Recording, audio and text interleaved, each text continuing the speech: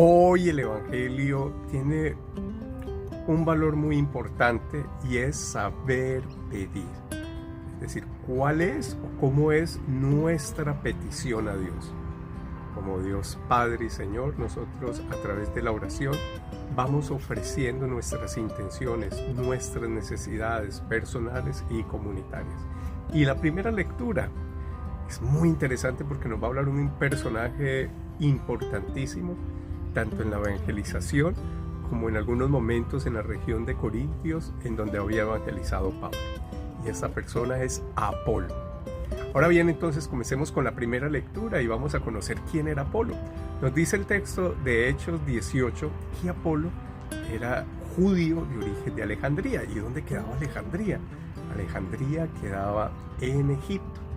Recuerden que Alejandría se hace famosa con Alejandro Magno, el Alejandro el Grande que conquista y llega a Egipto, y ahí funda una gran biblioteca. Se supone que era la biblioteca más importante y más grande del mundo, donde se hallaban todos los libros habidos y por haber, especialmente de filosofía. Tenía de Aristóteles, de Sócrates, tenía de toda esa biblioteca. Más adelante por una invasión fue destruida, y por eso es importante Alejandría, porque después de Alejandro Magno se convierte en todo un centro de culto, de formación, un centro de culto y un centro intelectual, Alejandría, por tener ahí una gran biblioteca. Entonces aquí vamos a encontrar entonces que este judío había sido instruido en la doctrina verdadera del Señor, es decir, enseñaba de Jesús, pero no tenía muchos elementos, pero era un hombre que se atrevía a enseñar. Tan es así que se encuentra con los dos grandes amigos de Pablo, con Priscila y con Aquila, y estos se encargan de tomarlo de la mano y decirle: venga, usted conoce bien una parte sobre la historia de Jesús desde Juan el Bautista, pero venga, le vamos a terminar de hablar todo lo que era Jesucristo, desde la resurrección, el Espíritu Santo, y lo forma. Y entonces sale a enseñar a la sinagoga. Y recuerden cuál era la palabra mágica: salía sin miedo, sin temor, que lo habíamos visto en el día anterior. Es decir, era un hombre valiente que se enfrentaba en la sinagoga con todo el grupo de judíos y enseñaba. Tan es así que se acerca nuestro amigo Apolo y le dice a Priscila y Aquila que él quería seguir pero evangelizando en Grecia, que se quería ir a Grecia. Entonces este par de personajes le dijeron: ánimo, allá vamos a preparar todo el territorio, nos vamos a escribir con todos los cristianos para que tú llegues y puedas evangelizar y seguir llevando la palabra de Dios.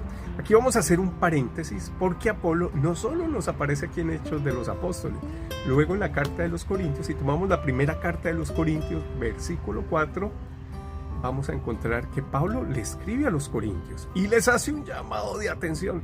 Parece ser que, no digamos chismes, pero le llegaron rumores a Pablo que la comunidad de Corintio se había dividido.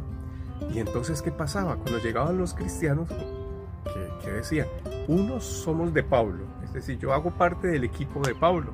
Y otros decían: yo hago parte del equipo de Apolo. Se dividió en dos grupos, habían dos fracciones.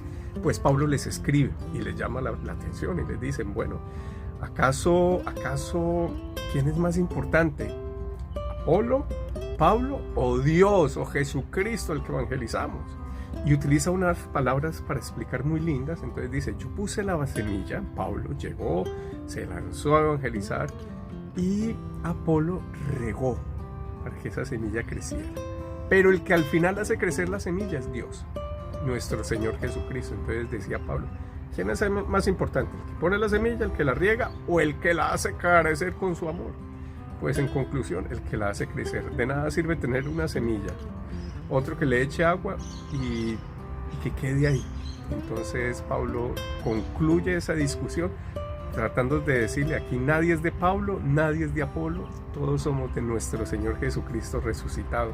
Entonces esto demuestra una buena actitud y una buena relación de Pablo, porque muy fácilmente nosotros como humanos podemos pegarnos a la división y a gestionar, porque eso demuestra la naturaleza humana, ¿sí? Buscar divisiones, buscar grupos, es que somos mejores, es que nosotros recibimos primero la palabra de Dios por Pablo, en fin, una serie de razones que generan una ruptura.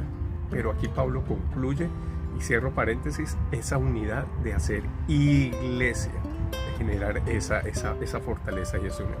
Ahora bien, en el Evangelio de Juan vamos a encontrar entonces que Jesús hable y dice, por favor, pidan al Señor. Cuando ya esté con el Padre, me pueden pedir a mí. Y eso significa tener una oración fuerte.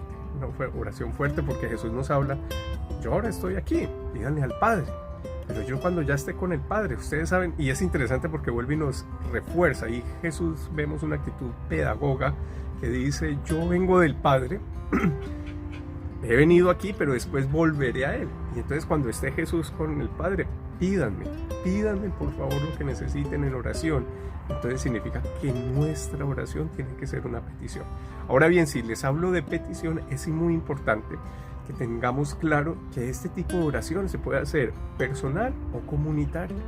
¿Y qué tenemos que pedir? Oigan, nosotros tenemos que centrarnos en nuestras necesidades personales. ¿Cuáles son nuestras necesidades personales? Fe, confianza, valor para no tener miedo. Son situaciones que nos llevan a agobiar. Muchas veces ponemos a Dios a prueba pidiendo cosas materiales. Necesito un carro, necesito una casa, necesito.